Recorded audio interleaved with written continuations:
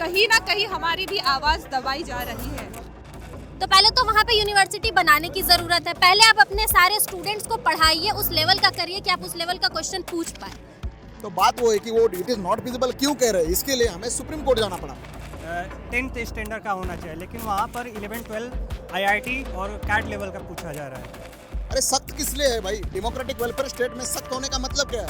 आप किस तरह की रिजिडिटी दिखाना चाहते हैं? उनको आप जब बोलते हो 10th लेवल का, तो आप 10th लेवल का पूछो ना। वाई आप क्यों 10th लेवल के चले जाते हो? मैं पिछली बार भी प्रोटेस्ट में आया था, ये बड़ा दुर्भाग्यपूर्ण है कि मुझे यहाँ खड़ा फिर से आना पड़ रहा है अपनी पढ़ाई छोड़ के।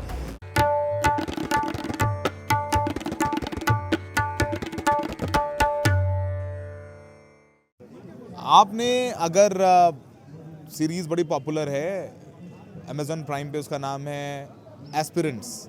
आपने देखा होगा कि एक IAS बनने के लिए या अधिकारी बनने के लिए, क्लास वन अधिकारी बनने के लिए कितनी मेहनत करते हैं। ये सब लोग जो आसपास मेरे खड़े देख रहे हैं, ये वही चेहरे हैं जो आपको राजेंद्र नगर में, मुखर्जी नगर में संघर्ष करते हुए सालों तक नज़र आते हैं। अब इन सब ने तैयारी की थी, किसी को नहीं पता था कि कोविड हो जाएगा। कोई प्री क्लियर कर चुका था, कोई मेंस से आउट हुआ था, कोई इंटरव्यू से आउट हुआ था। अब कोविड आ गया। अब कोविड के बीच में भी थोड़ा डिले हुआ, एग्ज़ाम कराया गया। अब उस दौरान तमाम जैसे छात्र थे जिनको खुद कोविड था, वो एग्ज़ाम नहीं दे पाए। किसी के परिवार में किसी की मृत्यु हो गई, वो एग्ज़ाम नहीं दे पाया। किसी के घर पे कोविड था, वो क्वारंटीन था, एग्ज़ाम नहीं दे पाया। और ये जो ज़्यादातर छात्र हैं वो मांग करें उन्हें एक और अटैम्प्ट दिया जाए, क्योंकि वो उनका आखिरी अटैम्प्ट था और उनकी कोई गलती नहीं थी कि कोविड आ गया। सरकार वो आखिरी अटैम्प्ट इनको नहीं दे रही। इसको लेकर के 2 साल से इनका प्रदर्शन चल रहा है। अब इस पर सुप्रीम कोर्ट भी गए ना, उसमें कुछ सुप्रीम कोर्ट ने सरकार को कहा कि इस पर लीनियंट व्यू रखें, यानी एक सॉफ्ट तरीके से सरकार उसको देखे और निर्णय सरकार को लेना है। DOPT जो विभाग है सरकार को, उसको लेना है, एक अटैम्प्ट देना है। तमाम 100 से ज़्यादा सांसदों ने लिख के दिया है कि इनको एक और अटैम्प्ट मिलना चाहिए, लेकिन अब तक वो अटैम्प्ट इनको नहीं मिला है। इनमें से कुछ डॉक्टर भी हैं, इंजीनियर भी हैं, IIT के पास आउट हैं। इनसे बात करते हैं। आपका नाम क्या है? मेरा नाम जयकिशन है। जयकिशन जी कहाँ से आए हैं? मैं यूपी मुरादाबाद से आया हूँ। तो आपका आखिरी अटैम्प्ट था? जी हाँ, मेरा अटैम्प्ट अभी एक बचा हुआ था, है ना। तो मैं आया था CSET के लिए यहाँ पे, है ना। CSET का 2023 का जो पेपर हुआ था वो बेग था, है ना।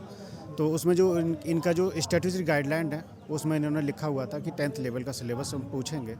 तो उन्होंने 10th लेवल का उसमें था नहीं, बेसिक न्यूमरेसी उन्होंने डाल रखी थी IIT लेवल की परम्यूटेशन, जो कि 11th में जाके इंट्रोड्यूस होता है।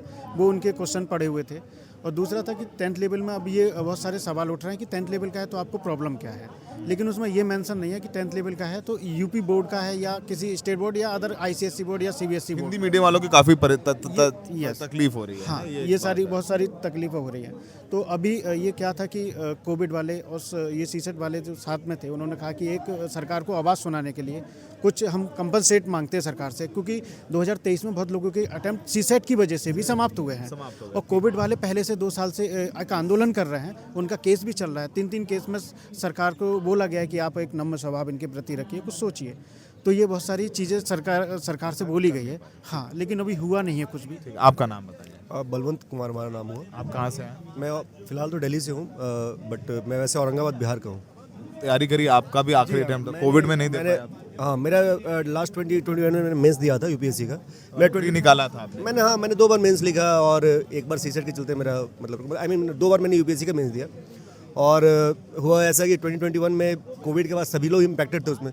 स्टूडेंट्स वगैरह के लिए जो यहाँ से घर चले गए थे, उनके पास इनफ मटेरियल नहीं थे प्रिपरेशन करने के लिए। प्लस ऐसे भी क्राइसिस इन अ सेंचुरी था, ऐसा नहीं था कि कोई क्राइसिस एक सिंपल क्राइसिस था ऐसा। और इस कंडीशन में काफ़ी सारे लोग, कुछ लोग के पर्सनल जिनका लॉसेस हुए, कुछ लोग का इन द सेंस कि उनके सफिशेंट स्टडी मटेरियल नहीं मिल पाए। उसके बाद में फिर एक और दिक्कत हुई कि कोरोना प्रोटोकॉल के चलते भी बहुत सारे जो डॉक्टर्स थे, पैरामेडिक्स थे, वो एग्ज़ाम भी नहीं लिख पाए। तो एक कारण था। दूसरा है कि 2021 में जो कोविड के कंपनसेटरी अटेम्प्ट के लिए हम लोग यहाँ डिमांड कर रहे हैं। हम लोगों ने यहाँ कई एक बार प्रोटेस्ट भी किया, उसके बाद हम लोग सुप्रीम कोर्ट भी गए, बट सुप्रीम कोर्ट ने यहाँ का DOPT कहा कि आप lenient व्यू रखें।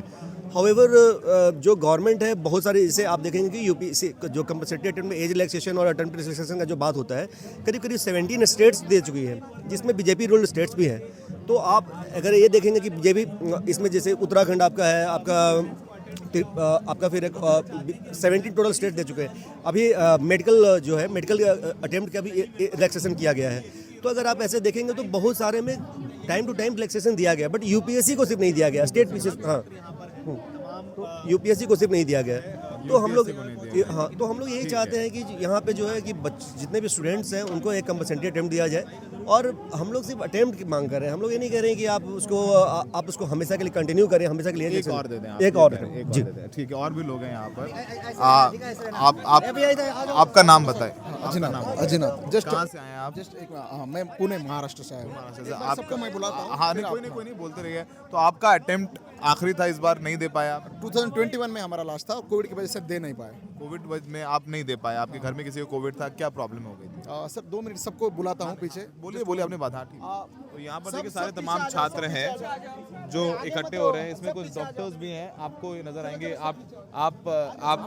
आपका नाम बताइए। जयेंद्र, आप डॉक्टर हैं पेशे से? कहाँ पे प्रैक्टिस करते हैं? हाँ, अहमदाबाद में। अहमदाबाद। हाँ। तो आप कोविड में अटेम्प्ट नहीं दे पाए अपना? हाँ, मैं इसलिए नहीं दे पा रहा था क्योंकि सर उस वक्त हमारी ड्यूटी लगी हुई थी। ड्यूटी लगी हुई थी हाँ, आपकी? तो 1.5 साल तक हमको कोई छुट्टी नहीं मिली। अच्छा। हाँ, तो एप्लीकेशन रिजेक्ट ही हो जाती थी छुट्टी की, तो एग्जाम लेट किया, लेकिन हमको पढ़ाई का कोई मौका ही नहीं मिल पाया था। अच्छा, तो फिर इस वजह से आप नहीं, हमारा वो वेस्ट हो गया।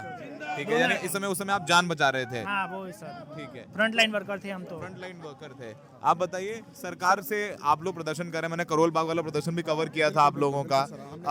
ठीक है, क्या लग रहा है कि सरकार से कोई उम्मीद है आप लोगों को मिलेगा? सरकार से उम्मीद थी, इसीलिए तो यहाँ आए थे। सर बात वो है कि सरकार के पास जब इसके पहले यानी कि कोविड होने के बाद जब हमें अप्रोच किए थे, तब उन्होंने बोला था कि नहीं ये फिजिबल नहीं है। तो हमने जब डीओपीटी सेक्रेटरी तब उस टाइम तक खांडेकर जी थे, तो उनसे मिले थे हम। तो उनको पूछा सर क्या प्रॉब्लम है, यानी कि आपने बोला था कि हमें दिया जाएगा अटेम्प्ट, और आप बोल रहे हो कि अभी इट इज़ नॉट फिजिबल।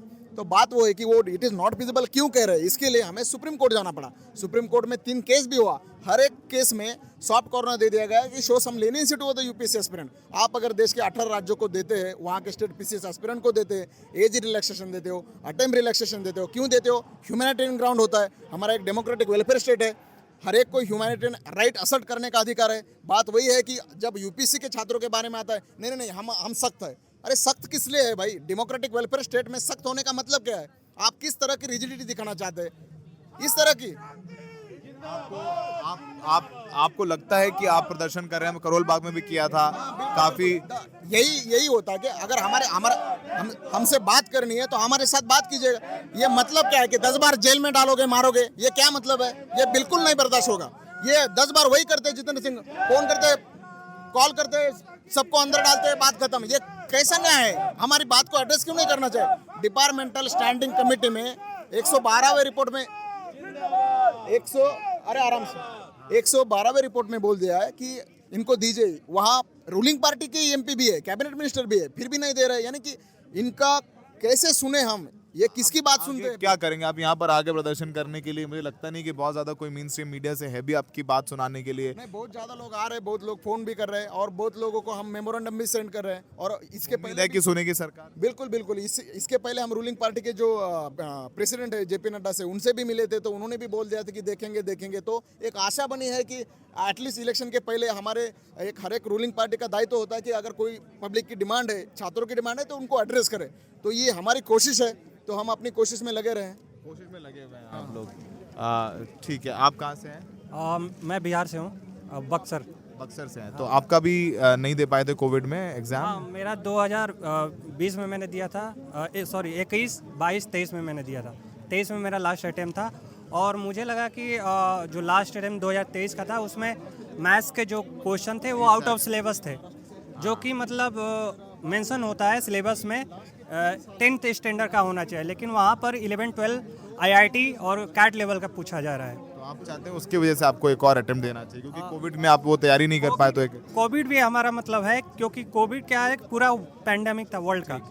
तो उसके कारण क्या हो रहा था कि एक जो मतलब इंडिया में है कि हाई क्लास जैसे कि रिसोर्स है, उस पर सारे लोगों का इक्वल मतलब उस पर अधिकार नहीं है। तो क्या होता है कि यहाँ पर सोशल जस्टिस का वायलेशन है, क्योंकि इक्वल अपॉर्चुनिटी सबको नहीं मिल पा रहा था, क्योंकि ये जो कोविड-19 था वो सोशल, इकोनॉमिक, पॉलिटिकल एस्पेक्ट पूरा पूरे वर्ल्ड में किया था, तो इंडिया भी अफेक्टेड था। तो ये रीजन है। आपका नाम क्या है? मैं अमृता भास्कर। कहाँ से हैं अमृता? मैं महाराष्ट्र से हूँ। तो आपका भी लास्ट अटेम्प्ट था? जी हाँ, मेरा 2023 लास्ट अटेम्प्ट था, लेकिन कोविड में जो पूरी दिक्कतें हुई उसके ऊपर इन्होंने काफ़ी सारे आपको ज़बरदस्ती एग्ज़ाम लिखवाई, भले पोस्टपोन हुई हो, लेकिन फिर भी उसमें अपना देश और यहाँ का युवा इतना काबिलियत में नहीं था कि उसको इतने कंपल्शंस में भी लिखाई वगैरह कर दे एग्ज़ाम के लिए। और जहाँ तक मैं 5 से 10 सालों की पूरा ट्रैक रिकॉर्ड देखती हूँ यूपीए का, तो काफ़ी क्वेश्चनेबल हो चुका है। हमारी आवाज़ इसके लिए है क्योंकि हम यूपीएससी में सुधार लाए, उसमें रिफॉर्म्स लाए, लेकिन अगर हम रिफॉर्म्स की भी बात ना करें और हमें जो अगर पार्लियामेंट्री रिपोर्ट ने पूरा प्रूव करके दिया है कि इनको कंपैशनेट अटेम्प्ट्स दिए जाए, कंपेंसेटरी अटेम्प्ट दिए जाए, उसको भी लागू नहीं किए जा रहे, तो फिर कहीं ना कहीं हमारी भी आवाज़ दबाई जा रही है। और उसकी आवाज़ उठाने के लिए आज हमें यहाँ खड़े हैं। भले देखिए अभी 3 साल गुजरते आ रहे हैं, फिर भी कोई एक्शन नहीं लिया जा रहा है। इसका अर्थ क्या है? आपके देश में ना लोगों को आपकी आवाज़ उठाने के लिए भी स्पेस क्रिएट नहीं कर पा रहे हो, तो उसके लिए ही हमें आना है। जी, आवाज़ सुनी नहीं जा रही है। जी हाँ। आप कहाँ से हैं? मैं बिहार से हूँ, मेरा नाम सतीश यादव है। सतीश जी, आपने भी अटेम्प्ट दिए हैं? निकाले? जी अटेम्प्ट दिए हैं जी, मैंने 20 में अटेम्प्ट थे, 20 से मैं लगातार दे ही रहा हूँ कंटिन्यूस। पर मैं अटेम्प्ट हो आपका? जी अटेम्प्ट तो मेरे पास हैं, पर इसमें एक इशू सिर्फ अटेम्प्ट की बात नहीं है। इन लोगों ने जो साथ में किया, उनके साथ में एक सीसेट भी इशू है। सीसेट में आप देखेंगे तो उसमें जो पेपर पूछे जाते हैं वो IIT JEE और कैट लेवल के पूछे जाते हैं, और जो सामान्य जो बैकग्राउंड जो जनरल से ह्यूमैनिटी के बैकग्राउंड है, जो हिंदी बैकग्राउंड पर्सनली तो कंपलसरी बिल्कुल, तो उनके लिए ये बहुत टफ हो जाता है। उनके अटेम्प्ट अगर मिल भी जाए तो वो कैसे पास कर पाएंगे? तो ये बहुत जो सीसेट है उसमें जी तो बेसिकली ये एक प्रोडक्ट, ये सब लोगों का, आप लोगों का ग्रुप है जो यूपीएससी में रिफॉर्म की बात कर रहे हैं। नहीं, मैं ये नहीं कहता किसी से, उनको आप जब बोलते हो 10th लेवल का, तो आप 10th लेवल का पूछो ना। भाई आप क्यों कैट लेवल के चले जाते हो? पहले आप बता दो कि मैं कैट लेवल का पूछूंगा। एक जो तबका है इस देश का जो आपकी डिजिटल पढ़ाई पूरी अफोर्ड कर सकता है, उनके लिए कहीं ना कहीं ये एडवांटेज बन जाता है। और इस देश में इतने सारे आपके 70-80% में इतनी रिसोर्सेस उनके हाथ में नहीं है कि वो इतनी लेवल का कॉम्पीट कर पाए, तो फिर इसमें आपको पैरिटी लाने की ज़रूरत है। और ये तो प्रूफ तो हो चुका है, स्टैट्यूटरी नोटिफिकेशन को ब्रीच किए जा रहे हैं ये लोग। तो आप कहाँ से हैं? मैं दिल्ली यूनिवर्सिटी की स्टूडेंट्स हूँ, और जब मैंने ये पोस्टर देखा तो आई थॉट कि यहाँ पे आना चाहिए, क्योंकि जब दिल्ली यूनिवर्सिटी में जब चुनाव हो रहे थे तो उस वक्त मैं उसमें कैंडिडेट थी। तो जब 20, 30, 25 कॉलेज घूमने के बाद पता चला कि इन सब कॉलेज के 90% स्टूडेंट्स यूपीएससी ही देना चाहते हैं, और उसमें से अधिकतर लोग ऐसे जगह से आ रहे हैं जहाँ पे यूनिवर्सिटीज़ नहीं है। तो पहले तो वहाँ पे यूनिवर्सिटी बनाने की ज़रूरत है। पहले आप अपने सारे स्टूडेंट्स को पढ़ाइए, उस लेवल का करिए कि आप उस लेवल का क्वेश्चन पूछ पाए। सॉलिडारिटी के लिए आप आए? सॉलिडारिटी के लिए आए हैं, और जो ये निजीकरण है ये उसी का नतीजा है कि हमारे एजुकेशन पे निजीकरण जो हो रहा है, उस वजह से कि जब हर एक स्टूडेंट जब तक कोचिंग नहीं जाएगा, जब तक वो MBA की कोचिंग नहीं लेगा, कोचिंग तो यूपीएससी नहीं निकलती है। बिना कोचिंग के बाजार बन गया है, कोटा बन गया है दिल्ली। नहीं, देखो आज इस टॉपिक पे चल रहा है, दरअसल कितना बड़े शर्म की बात है, और ये बहुत ही हमारे लोकतंत्र की भावना को पीड़ित करने का जो अमानवीय है या कहें कि जो अविस्मरणीय प्रयास है, इससे हमारी जो भावना पीड़ित होती है वो हम आपको शब्दों में नहीं बता सकते। और दरअसल मेन पॉइंट दैट की सरकार जो बात करती है, मैं पिछली बार भी प्रोटेस्ट में आया था, ये बड़ा दुर्भाग्यपूर्ण है कि मुझे यहाँ खड़ा फिर से आना पड़ रहा है अपनी पढ़ाई छोड़ के। आने का मन नहीं था, लेकिन फिर भी एक आत्मसात हुआ, अंदर से आत्मीकरण का भावना है कि जाना चाहिए। और मेन पॉइंट दैट कि आपने 11th 12th वालों को प्रमोट किया ग्रेजुएशन फर्स्ट ईयर में, ग्रेजुएशन प्रीवियस सेकेंड ईयर वालों को प्रमोट किया थर्ड ईयर में। तो क्वेश्चन इज़ कि आपने हमें ऐसा क्यों किया? दूसरी चीज़, आप बात करते हैं गरीब और आर्थिक वर्ग की, आप मिडिल क्लास फैमिली की बात करते हैं। पिछली बार भी मैंने कहा था, जैसे नरेंद्र मोदी जी हमारे प्रधानमंत्री जी, मैं भी उनसे बहुत प्यार करता हूँ और मैं उनकी कुछ नीतियों का समर्थन करता हूँ, लेकिन उनको ये नहीं दिखता इस तरीके से जो बच्चे खड़े स्टूडेंट के बारे में। मुझे नहीं लगता कि कोई भी उन्होंने 2 साल में ऐसा कोई विद्यार्थी जीवन में कोई स्पेसिफिक बदलाव लाने की कोशिश करी हो। पिछली बार उन्होंने बोला था नोएडा के जेवर एयरपोर्ट पे कि जिसके पैर में हवाई चप्पल है वो भी हवाई यात्रा करेगा। तो आप ये बताइए मुझे, किस तरीके से स्टूडेंट घूम रहे हैं? आपने कभी सोचा स्टूडेंट के बारे में, किस तरीके से जो घूम रहे हैं? आप गरीबी वंचित वर्ग की बात करते हैं, आपको ये नहीं याद रहता कि सिविल सर्विस जो बच्चे आते हैं वो मिडिल क्लास फैमिली से होते हैं, और जो ब्यूरोक्रेट्स के बच्चे होते हैं, जो जिनका इंटेलिजेंस लेवल बहुत हाई होता है, वो आफ्टर 12th या इंजीनियरिंग या मेडिकल में निकल चुके होते हैं। यहाँ 80% वही बच्चे हैं जो मिडिल क्लास फैमिली से, वही बच्चे जिनके पास बहुत ज़्यादा पैसा नहीं है, वही बच्चे जो घर से अपना ज़मीन बेच के आ रहे हैं, वही बच्चे जो अपने मम्मी के गहने रख के आ रहे हैं, वही एवरेज विद्यार्थी की बात कर रहा हूँ, उनकी बात नहीं कर रहा हूँ जो बहुत ज़्यादा स्पेसिफिक है, क्योंकि बहुत ज़्यादा स्पेसिफिक तो शायद यहाँ आए भी नहीं होंगे। वही आएंगे जो हमारे जैसे गरीब बाप के बेटे हैं, जिनको बस स्ट्रगल करना है, मेहनत करना है, और सरकार की इस तरीके से जो दुर्भाग्यपूर्ण है कि इस तरीके से हम घूम रहे हैं। तो बस मैं यही कहना चाहूँगा आप भी एस्पिरेंट है यूपीएससी। हाँ जी, मैं 2-4 चीज़ वो करना चाहता हूँ। कोविड में मोदी जी ने 20 लाख करोड़ रुपए का पैकेज दिया बिजनेसमैन, मिडिल वो कहते हैं जो एमएसएमई को और कॉरपोरेट्स को भी बहुत सारी छूट भी दिए। मानधन योजना चलाई जो ठेले वाले वगैरह होते हैं, और रेलवे वगैरह वो सब जो करते हैं उन्होंने सब कुछ किया। महिलाओं युवाओं की बात हमेशा आप करते रहते हो, हमेशा आप कमज़ोर दबे कुचले ये सब एकदम अच्छे से आके बोलते हो। आपको ये दिखाई नहीं दे रहा, उस समय जब बुक नहीं मिल रहा था, सब कुछ बंद हो चुका था, मार्केट बंद आपने खुद जेल में वो क्या कहते हैं उसको सैनिटाइज करने के चक्कर में पूरा वो बंद कर रखा था। उसके बाद आप खुद ही कहते हैं अपनी सरकार, कल परसों ही मोदी जी बोल रहे थे कोविड में हमने ये किया ये किया ये किया, आपने किया बहुत अच्छा किया, लेकिन आपको ये दिखाई क्यों नहीं देता? SSC GD वाले को आपने दे दिया, आपने मेडिकल वाले को अभी दिया है, 2-4 दिन पहले की बात है। CA वाले को आपने ही दिया है, उसी मंत्रालय में उसी विभाग में DOPT में ही। फिर यूपीएससी वाले से है क्या, आपको परेशानी क्या है? और ऐसा नहीं है 10 लाख एवरी ईयर अपीयर होते हैं, तो मल्टीप्लाई 4 भी कर दीजिए आप। तो हम 1 से 1.5 लाख की है। सर मैं कहना चाहूँगा अभी माननीय प्रधानमंत्री मोदी जी ने एक रैली को संबोधित किया था, उसमें उन्होंने खुद बोला था कि एक ही घर में 2 लोगों के लिए अलग अलग नियम नहीं हो सकते। तो मैं उनसे सवाल करता हूं कि आप ये नियम लाते कहां से हो कि एक ही घर में 2 लोगों के लिए नियम नहीं हो सकते? आप ही 2 नियम लागू कर रहे हैं और आप ही जनता से पूछते हैं कि एक ही घर में 2 नियम नहीं हो सकते। रैली में उन्होंने संबोधित किया था, यूसीसी में यूनिफॉर्म में कहा था उन्होंने कि एक ही भोपाल वाली बात में कहा था। तो मैं सवाल कर रहा हूँ कि आप ही एक ही घर में अलग अलग व्यक्तियों के लिए नियम नहीं हो सकते, तो आप ऐसा क्यों कर रहे हैं कि कोविड-19 के दौरान आप सभी विद्यार्थियों को रिलीफ दे रहे हैं, और रिलीफ देने के साथ साथ आप स्कीम्स भी अनाउंस कर रहे हैं, और इस कोविड-19 के दौरान जो भी यूपीएससी वाला अटेम्प्ट उनको आप अनाउंस नहीं कर रहे हैं? आप समझिए, अब मैं यहाँ पर सब लोग बोलते रहेंगे और वक्त नहीं है, लेकिन कोविड के दौरान सबकी बहुत समस्याएं थी, मानसिक स्थिति सबकी खराब हो सकती है। आपके किसी दोस्त की रिश्तेदार की मौत हो गई, आपके घर में मौत हो गई, किसी के भाई किसी की माँ की मौत हो गई, किसी के बाप की मौत हो गई, कोई अस्पताल में एडमिट है। ऐसे में वाकई में मानसिकता नहीं होती है कि वो एग्ज़ाम दे पाएँ।